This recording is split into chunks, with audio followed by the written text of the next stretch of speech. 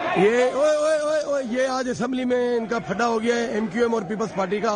ये आप देख सकते हैं, ये फटा हो गया है। ये इनकी मारामारी शुरू हो गई है फयाज बुद्ध की।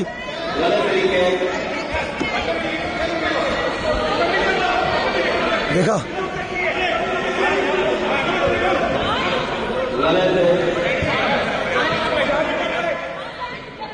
ये आप देख सकते हैं पीपल्स पार्टी और एमक्यूएम का ठीक ठाक फटा हो गया है असेंबली के अंदर।